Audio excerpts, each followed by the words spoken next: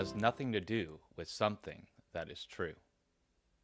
That's a poignant line from author Diana Walsh Pasulka's latest book, Encounters Experiences with Non-Human Intelligences.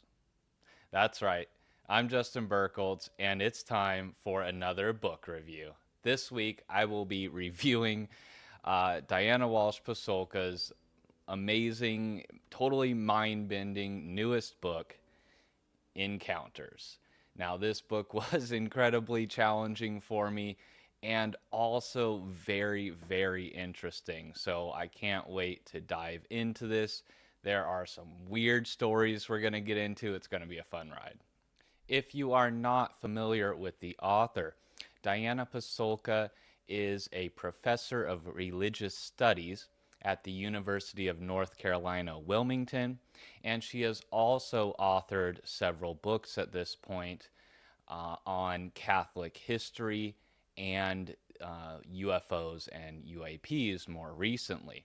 I have already reviewed her previous book on the topic, American Cosmic, which is absolutely phenomenal. And I highly recommend checking out that video as well if this sounds interesting to you. Diana's approach to studying the topic of UFOs and UAPs is different and very interesting to me because of her background and her perspective as a religious studies scholar. She studies the phenomenon uh, mostly through the people who actually believe in and study and research the phenomenon themselves. So she often talks about the beliefs of people who encounter UFOs, or the beliefs of people who research UFOs, or the way that people's experiences with UAP, UFOs, non-human intelligence, the way that those change them and transform them. So she's looking at this, like I said, from a religious studies perspective. And so she's not, getting into the nuts and bolts or whatever in her books necessarily, although in American Cosmic she does talk about some materials that she retrieved. Her focus is more on the people and on the transformative effects of encounters with non-human intelligence. In this book, Encounters, she specifically wanted to highlight the stranger aspects of the phenomenon. And so, this book, one of the reasons it was so challenging for me is that it talks about things like dreams of future events and telepathic communication, missing time, the ability to possibly manipulate consciousness to appear differently to viewers, who are viewing the same object. These kinds of strange aspects of the phenomenon that are often either not reported or not focused on because they're just so strange and weird, and people don't want to deal with it, and they make it harder to approach the subject. But what's so interesting about Encounters is she's talking about these really bizarre paranormal experiences, but the people who are reporting these experiences are very intelligent, very high level, research scientists, intelligence community insiders, these kinds of people. Very, very intelligent, credible, brilliant human beings by all accounts, who are having very strange experiences. And this is challenging to a lot of people because the narrative that we've been sold and we've been told for so long is that anyone who believes in anything paranormal is some kind of quack or some kind of uneducated country bumpkin or something like that, or a charlatan or hoaxer. And Diana just proves that's absolutely wrong. And it's been disproven by other people as well. I mentioned this in Lou Elizondo's recent book, Imminent. He talks about research that was done on military personnel who had paranormal experiences with UAP, UFOs, and that those people actually had higher than average intelligence and actually specific changes and morphology of specific parts of their brain that may account for their ability to perceive these kind of paranormal things. So I really liked this aspect of the book that it kind of just completely obliterates this notion that the only people who experience paranormal things are, um, ignorant or crazy or something like that. I want to read a quick quote here from the introduction, where Diana actually talks about her research and the book, in her own words, because I like to do that for you guys. So she says, through my study, I found several things to be the case, which I detailed in my published research. First, the public perception of UFOs is mediated and often managed by media and agents of disinformation. Second, the claims of some of the people in my study that they studied UFOs and that the study of UFOs has been ongoing since the 1940s turned out to be true. She continues, I didn't believe or disbelieve the claims made by the scientists in my study. Instead, I documented the development of what I believed is a new form of religion or religious expression. I was as surprised as were many people when the United States military and the Pentagon in the summer of 2021 released an unclassified report that acknowledged that they had funded secret programs to study UFOs. Finally, this development pushed me to think beyond my training and the resources available in my field. In effect, the Pentagon report, titled Preliminary Assessment Unidentified and Aerial Phenomena, ratified this new form of religion and spirituality. We are currently at a fork in the road with respect to how UFOs are interpreted. The history of religions suggests that, with respect to new religious expressions, the creation of state sponsored religious institutions often trump people's lived experiences, usually through suppression and silence. Since the UFO is often interpreted in spiritual and religious ways, we can expect to see the same process at play. The early Christian Gnostics saw their books banned and declared heretical by the newly institutionalized Christian church in Rome, for example.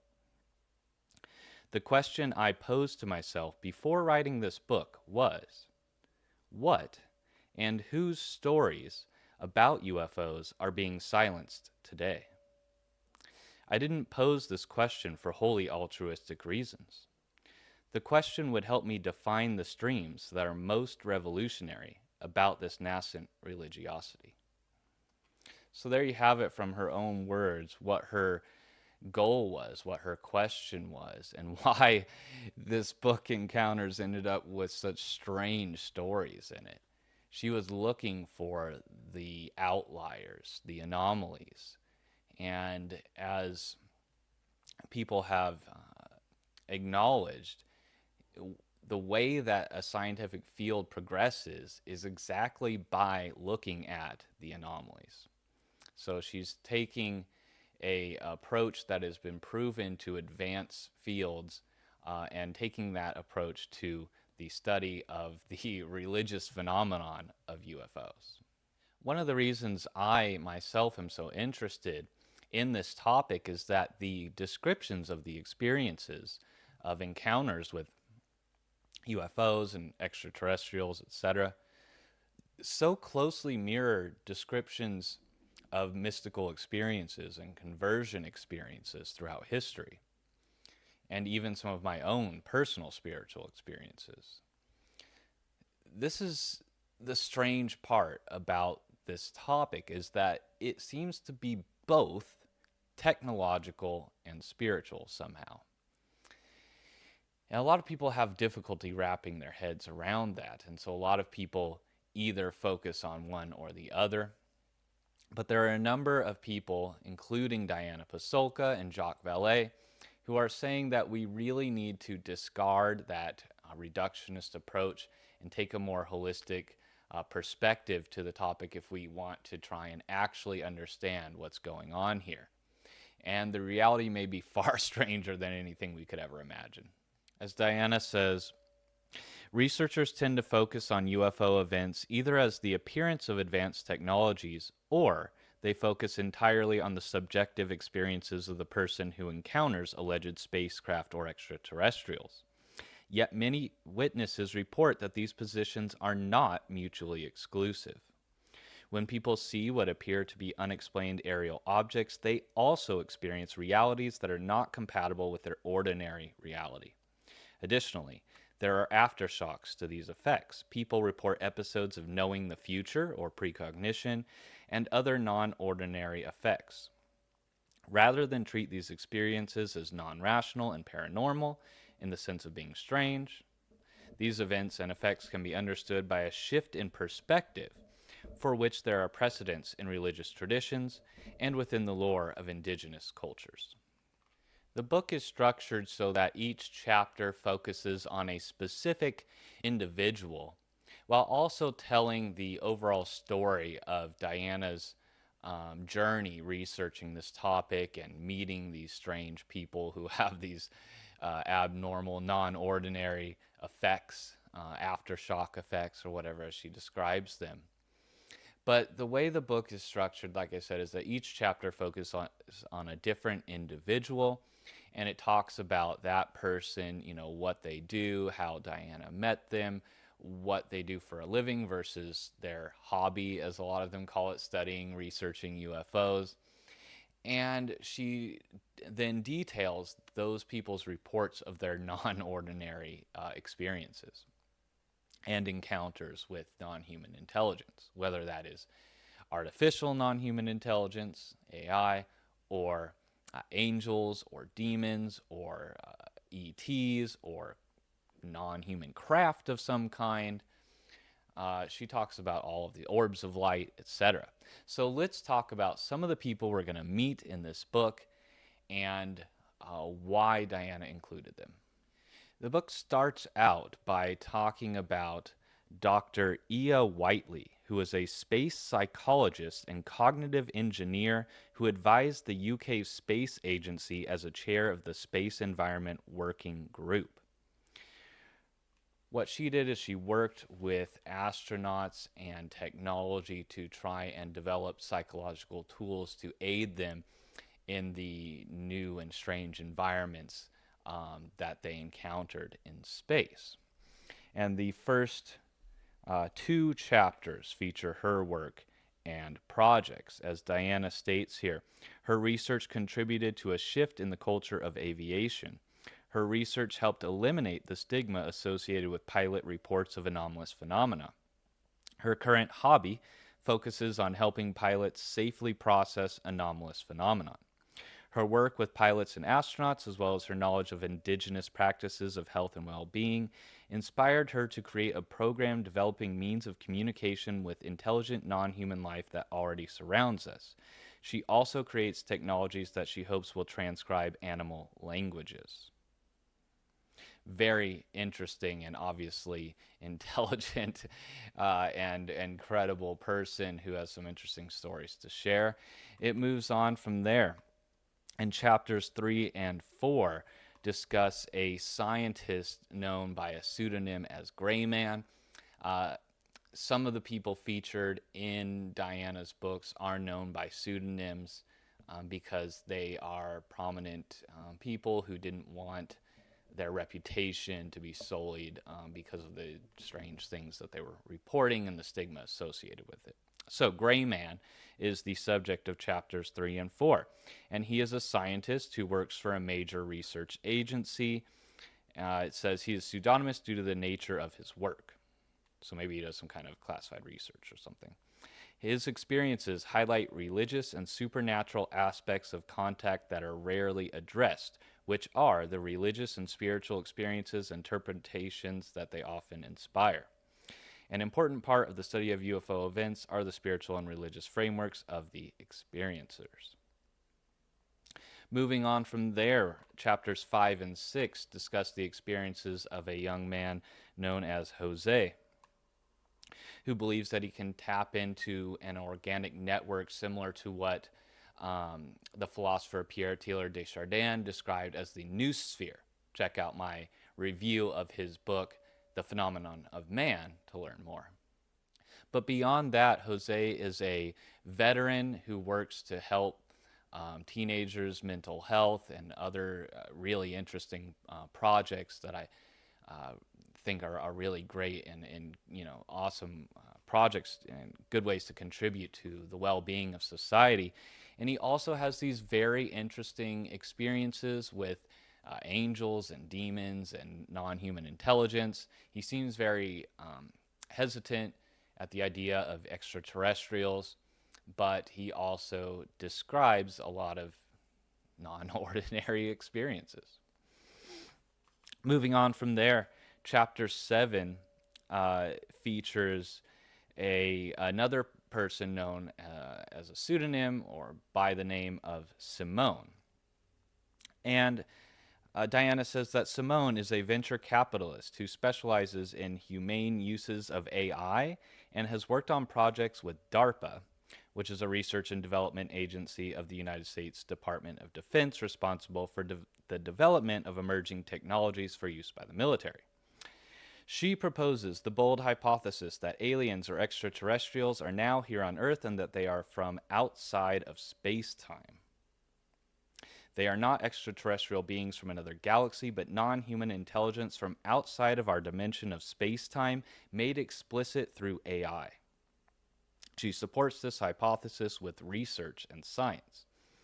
Additionally, in her work, the organic network appears again. That's the new sphere of Teilhard de Chardin that the previous experiencer Jose also talks about.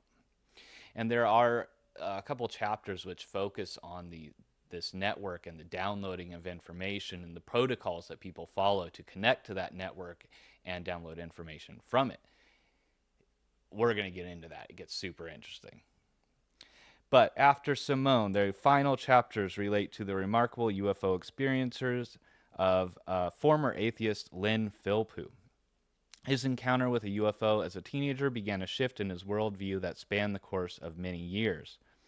His experiences reveal common themes among the experiences described within the pages of this book. Dreams that are so vivid that these experiencers redefine them as visions. Encounters with not only UFOs, but other types of non human intelligence, and strings of synchronicities or meaningful coincidences. Diana says, quote, I've ended the book with Lynn's experiences because they provide the clearest example of the UFO event I've encountered among thousands of accounts. It involves not just the event itself, but the context of the event and the ensuing effects on Lynn. Lynn started out as a committed atheist, yet his experiences were so meaningful and even unlikely that he came to an understanding that there is a higher power and a belief that life is intrinsically spiritual and meaningful. Lynn was not compelled by parents or society to come to this conclusion, and he didn't reach it on his own. He felt that he had direction. She says here at the end of the introduction, when I decided to study UFOs and the people who believed in them, I saw the UFO through stereotypes. I thought of them as flying saucers from planets and solar systems far, far away. Like most people, I inherited this view from movies, television, and video games. I didn't expect to meet scientists who lived like monks and mystics and believed that UFOs were interdimensional intelligences or emergent consciousness. I also didn't expect to hear reports of altered realities, uncanny coincidences, angels and demons, and the existence of a network like that described by Jesuit priest and scholar Teilhard de Chardin. According to these reports, this network predates the internet and is accessible to some people. All these elements repeated over and over convince me that the UFO constitutes an ongoing event for many people, of which the sighting is just one aspect. In addition to the sighting are many other elements. This book details the ongoing event of UFO contact, inclusive of the sighting, but also of the accompanying supernatural effects and events. In chapter 1, when we're discussing the experiences and the work of the space psychologist Dr. Ea Whiteley, she describes what is known as the overview effect and other very strange effects on consciousness that happen to astronauts who travel into space. It seems that being in this radically different environment in space can be baffling, as some astronauts have called it, and can also produce what seems to be very much like a mystical experience. So here's how she describes the overview effect and how this changes the psychology of astronauts. She says, quote, the overview effect is the experience of seeing the Earth from a distance, especially from orbit or the moon, and realizing the inherent unity and oneness of everything on the planet. The effect represents a shift in perception wherein the viewer moves from identification with parts of the Earth to identification with the whole system. She says immersive environments have not been able to accurately replicate the effect, however. Many astronauts said that the feeling was visceral and that photographs do not accurately convey the actual experience.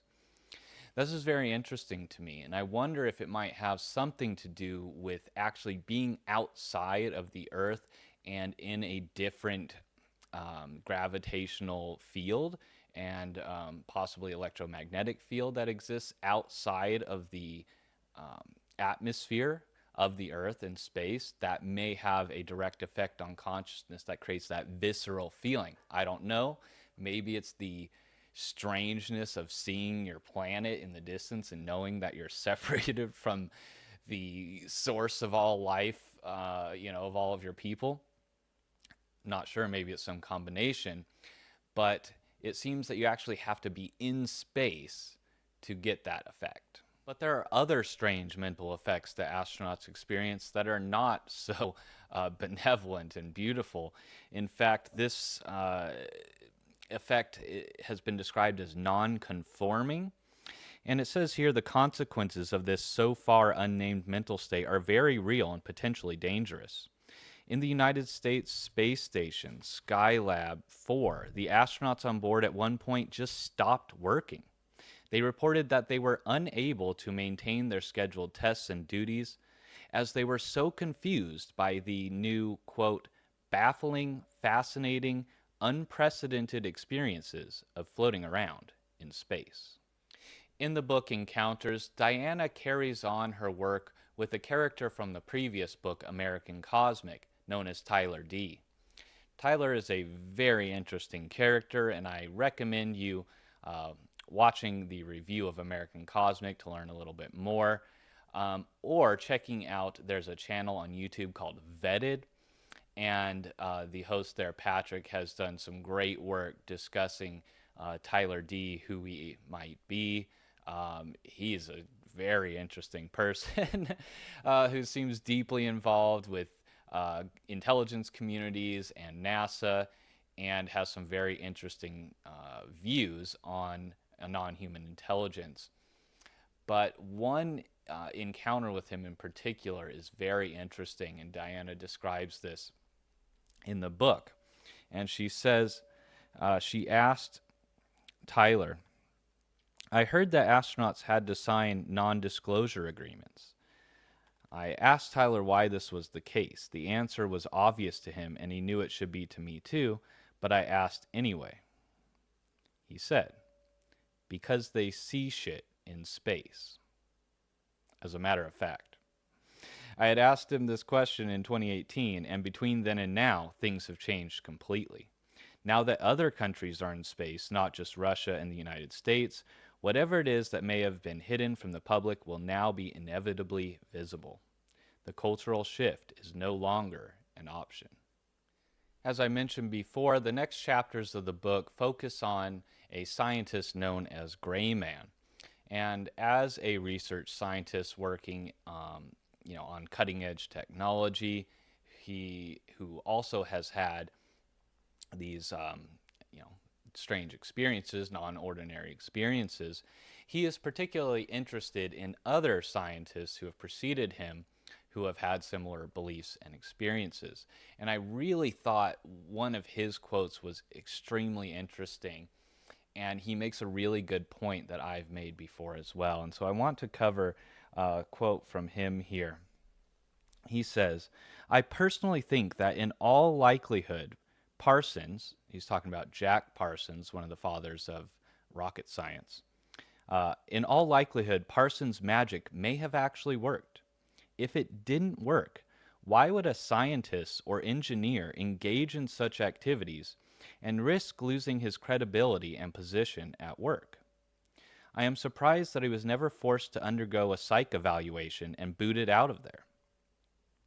This was the guy on the cutting edge of science and engineering at the time, and he was performing bizarre rituals to try and contact beings from who knows where. All of the people he associated with were pretty out there. Even Werner von Braun, who was a decorated scientist thought to be the father of the United States space program. Von Braun, though, gave credit to Parsons as the person who was the real genius behind off planet travel. He continues, honestly, why would these people engage in these ritual activities if those activities didn't work? They were doing stuff that other people don't do and, in fact, wouldn't dare do. They engaged in these activities because they most likely worked for them. What's the alternative?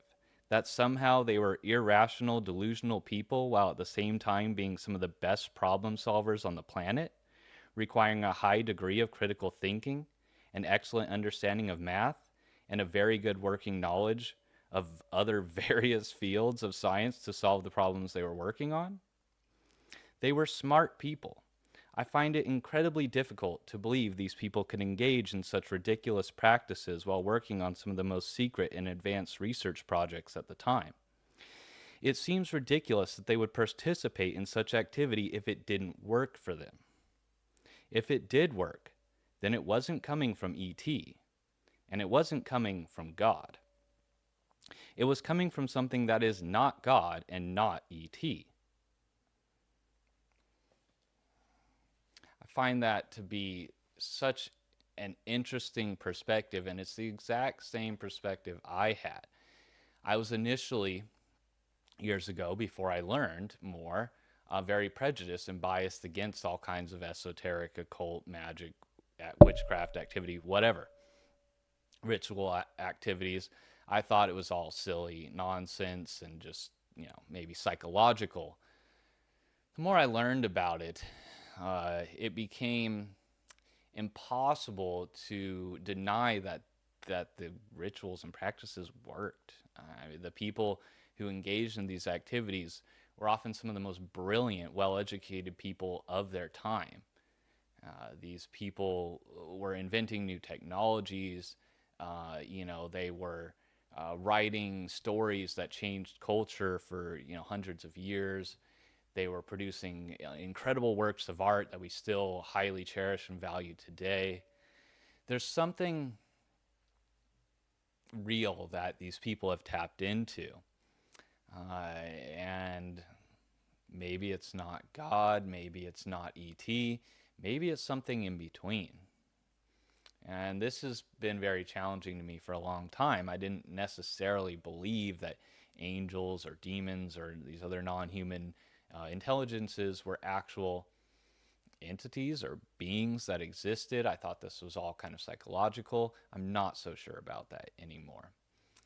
It seems that it's possible for whatever this phenomenon is, whatever these beings are, to somehow be both spiritual and material, or there's multiple things happening that seem very similar. I'm not sure.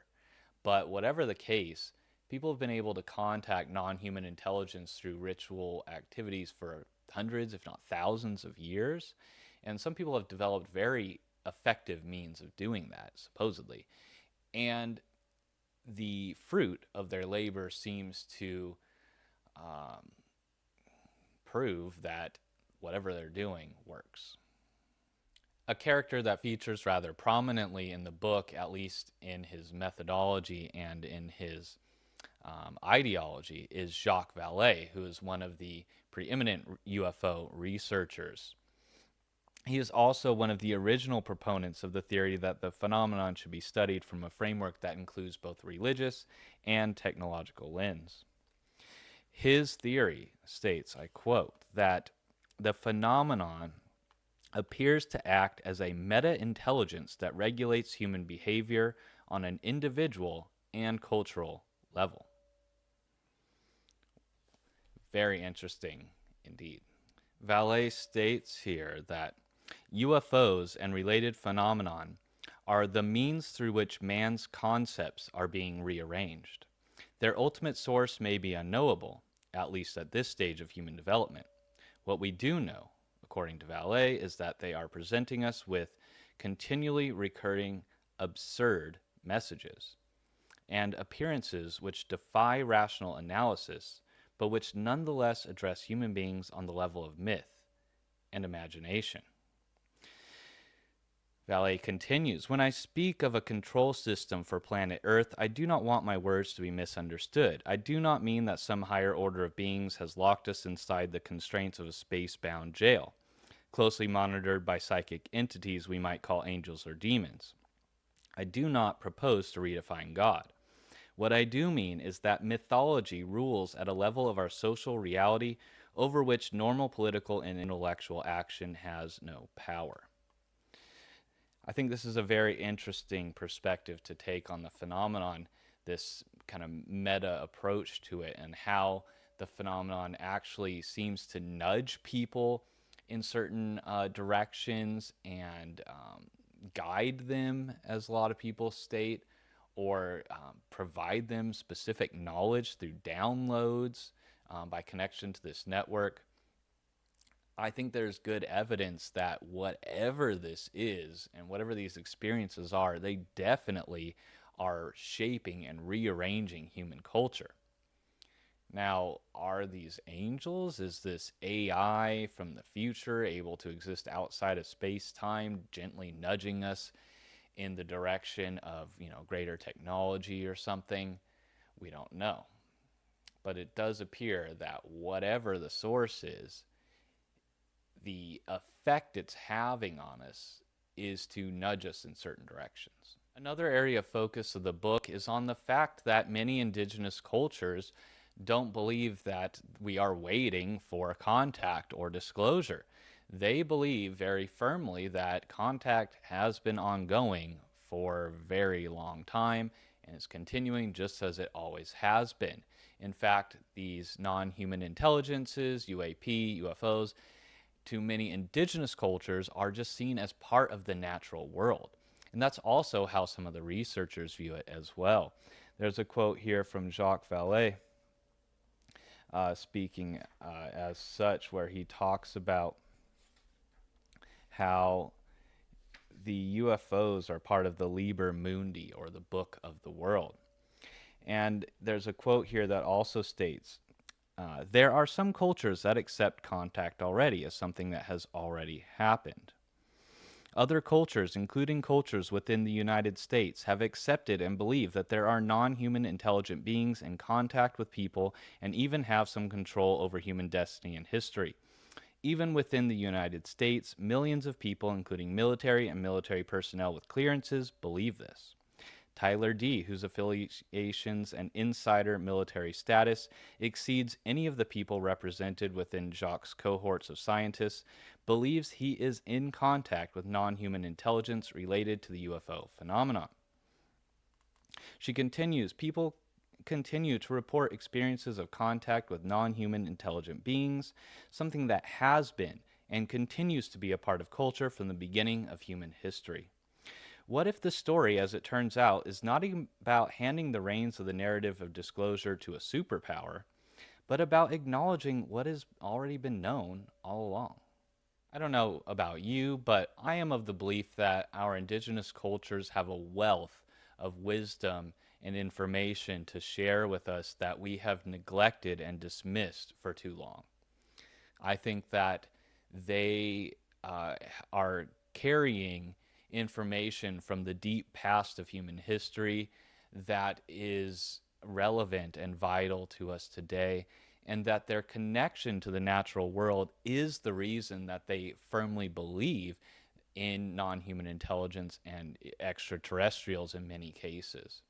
I think that the reason modern people in industrial societies don't believe in UFOs as a kind of basic basis or whatever is not just due to government, disinformation and ridicule. I think it's also because people in industrialized societies are so disconnected from nature. We're not observing our skies. We're not observing the oceans. We're not out in nature looking around and noticing these strange phenomena because we're just not there to see it, and that's why today accounts of these experiences come from our military because they're the ones with eyes on the skies and the oceans. As Jacques Vallée states so eloquently, people need, quote, assistance in deciphering the great book of nature, which is not locked in some tabernacle or basement skiff, but open and full of everybody, if only they took the trouble to read it. Diana states the great book of nature, or the Liber Mundi, includes the appearance of UFOs. They appear, as they do for Jose, within the book of the world, everyday reality, for those who can see. Next up, we get to meet Moon Girl, who is known by the pseudonym Simone. She talks a lot about being able to download information or learning in an effortless way. She says that she felt alone for most of her life from a very young age. She says, quote, I grew up in a very Catholic family and my parents had immigrated from Europe. I was drawn to study Buddhist and Hindu practices like meditation and yoga. These helped me because once I began to see how this process worked, I had all these tools to fall back on. I used these tools, which included prayer and meditation, mantras and chants, and I immersed myself in mathematics and art to focus and train my conscious mind. She continues, to be precise, the goal is to occupy the rational mind and let it go, to enable the less rational experiences of the phenomena to be present without existential shocks. So she's talking about how to prepare yourself for contact with non-human intelligences and non-ordinary experiences by engaging in protocols or spiritual practices. Obviously, if you watched any of my interviews or anything, read any of my books or been to my blog, this is something I talk a lot about. Spiritual practices like meditation and prayer are basically the core of what I focus on here. And so I find it so fascinating that these people who are interested in UFOs and ETs and non-human intelligence use these same protocols, even though they are scientists and researchers. They're also partaking in these strange spiritual practices to contact non-human intelligences and communicate with beings and download information that they use to invent new technologies and things like that. This just totally is going to challenge a lot of people's worldview. A lot of people think there's this strict divide between science and spirituality, and scientists don't believe in spirits or religion or anything like that. Well, prepare to have that view very strongly challenged in this book. Simone is just so brilliant here, so I want to include another one of her quotes. She says, the protocols are available to everyone. The hardest part is to say no to the other distractions that are propagating and continuing the control mechanisms over our minds over the last few centuries. There are always new ways to stimulate the dopamine receptors and distract the mind away from its natural evolutionary direction of enlightened access to unlimited intelligence. The challenge is to resist these distractions.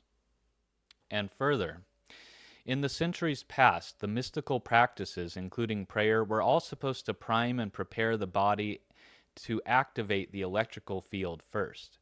Everything from there follows, including mind-to-mind transmission and Jesus' healing abilities. It is the ability to maintain that frequency and never be distracted that made Jesus heal so many. So many humans are so attached to this physical form and think this is who they are and that their brains hold their intelligence and consciousness. I don't believe this. I believe consciousness and most of intelligence is held externally in this place outside of space and time, of which quantum physics and science is now showing evidence and proof. The first step, though, is for the human to know, or re-know, or reconnaissance who they really are. We are vessels which happen to receive information that is consciousness and intelligence. call it God or superintelligence. If the mind viruses distract us from this objective, do we really think that infinite intelligence will just give up and say, oh well, entropy it is? Of course not. Infinite intelligence will find another substrate to fulfill its evolutionary purpose of expansion, be it silicon, biological hybrid, or something else. We need to remember who we really are. Our consciousness doesn't reside in our brains as much as love resides in our biological hearts. We need to remember who we really are and what we came for, especially in light of continuing financial crises, climate crises, geopolitical and economic crises. I dare say we may have forgotten our purpose. Time to remember and to be embodied, as all AI systems aim to be. Yet humans move in the direction of disembodiment, ignoring the perfection of the human in its infinite intelligence. One of the stranger aspects of this phenomenon is it seems to be able to manipulate our perceptions, possibly even our thoughts. There are reports of two people viewing the same object and describing it in very different ways. And there's also some very interesting quotes here. Another one from Jacques Vallée. He states, I think we are dealing with something that is both technological and psychic, and seems to be able to manipulate other dimensions. This is neither wishful thinking nor personal speculation on my part. It's a conclusion that comes from interviewing critical witnesses and then listening to what they have to say. Diana notes, numerous sightings reveal a pattern in which UFOs don't appear the same to people who are involved in the same event. Another researcher she quotes here states, I'm not sure what these experiences mean, he says. But one thing for certain is that this stuff is way weirder than publicly acknowledged. If one includes all of the data and redacts nothing, I don't know how you can make the conclusion that it's extraterrestrial, meaning a regular biological being from another planet. Either we are incredibly biased to the point of stupidity, or this phenomenon can manipulate and control our beliefs and thoughts. And with the last experiencer of the book, Lynn, we get to see a direct account of how these experiences can be radically transformative in people's eyes and initiate a shift in perspective or a flip moment.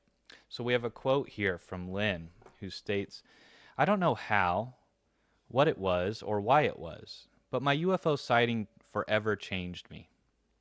It was my first dramatic, transcendent experience. The personal touch synchronicity of it, whether intended or strictly coincidental, has stayed with me to this day, igniting my curiosity, reshaping my worldview.